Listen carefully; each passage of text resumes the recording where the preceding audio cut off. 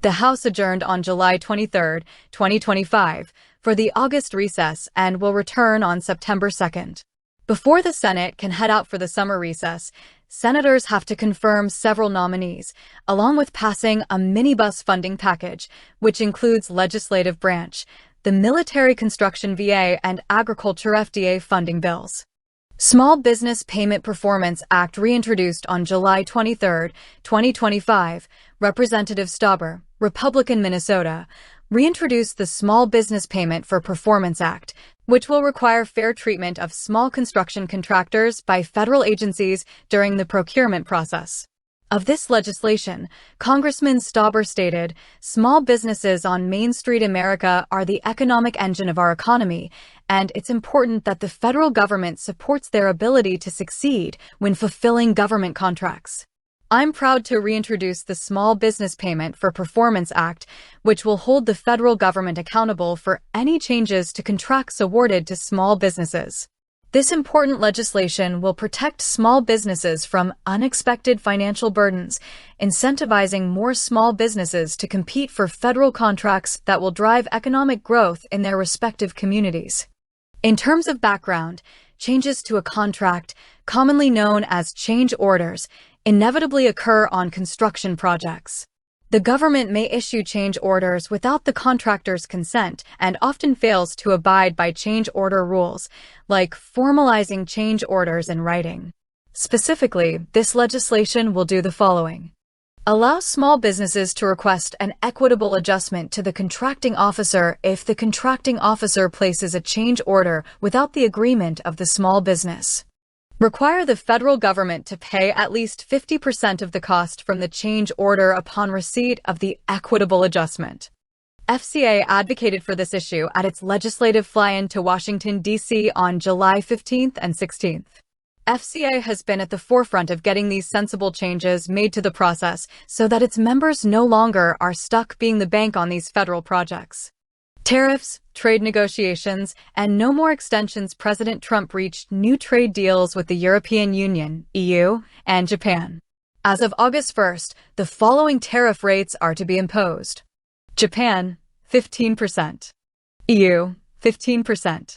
UK, 10%. Philippines, 19%. Indonesia, 19%. Vietnam, 20% to 40% on transshipment.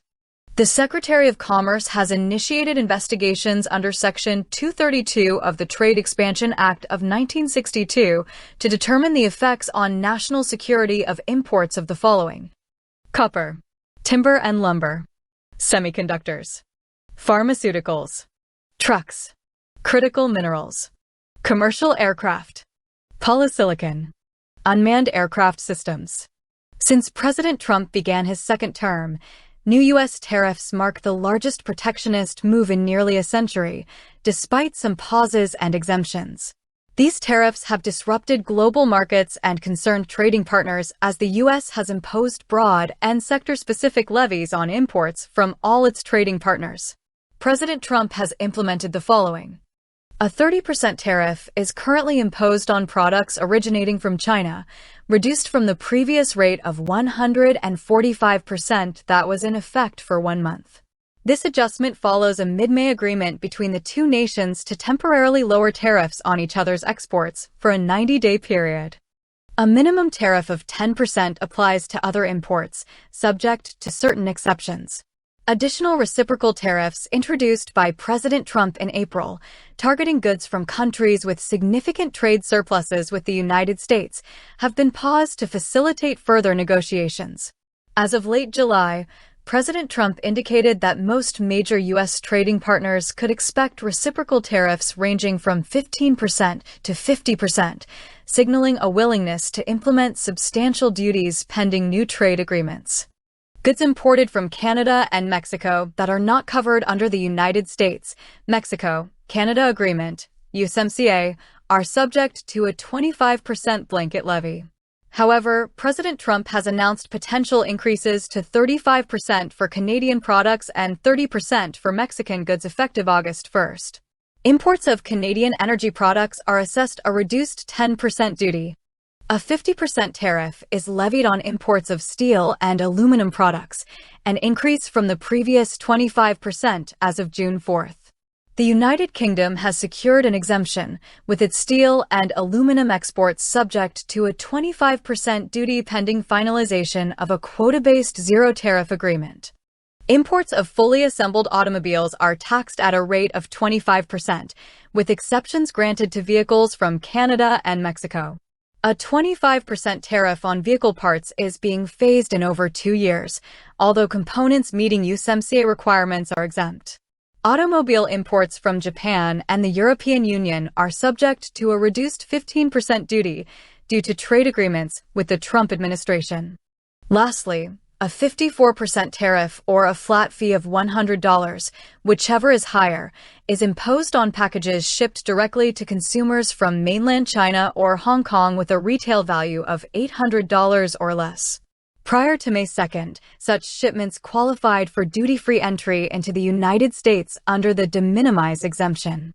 At his confirmation hearing, Treasury Secretary Scott Bessent outlined 3 intended uses of tariffs by President Trump: correcting unfair trade, generating federal revenue to offset tax cuts, and leveraging negotiations with foreign powers instead of relying on sanctions. Tariffs have already increased revenue, with June's $27 billion in customs duties almost quadrupling the amount collected in the same month in 2024.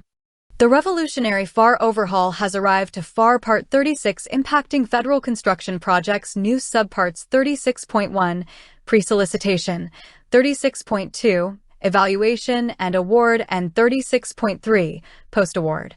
Respectively, create logical organization for all activities in alignment with the acquisition lifecycle, creating clear points of reference for the Federal Acquisition Regulation, FAR. The scope of the part is simplified to define the part's coverage to construction, which includes dismantling, demolition, or removal of improvements, and architect-engineer services. Enhanced to ensure requirements are clear and aligned with best practices. Content retained in the request for order, RFO, FAR Part 36 model deviation include, but are not limited to, the following. Design build selection procedures, 10 U.S.C. Section 3241 and 41 U.S.C. Section 3309. Administration of construction change orders, 15 U.S.C. Section 644, W. Brooks Act of 1972, Pub L. 92 to 582. Federal Acquisition Streamlining Act of 1994, Pub L. 103 to 355. Services Acquisition Reform Act of 2003, Pub L. 108 to 136. The section titled Policy was moved from 36.104 to 36.002 and revised to consolidate critical high-level requirements. Retention of the direction that agencies must require the use of project labor agreements for federal construction projects with a total estimated construction cost at or above $35 million unless an exception applies. Retention of the requirement that market research for construction contracts valued at or above $35 million must ensure that the market research procedures involve a current and proactive examination of the market conditions in the project area. For design and construction selection, retention of the requirement that the contracting officer must use either design bid-build procedures, two-phase design-build procedures, or another acquisition procedure authorized by law. Retention of the requirement that agencies must implement high-performance, sustainable building practices.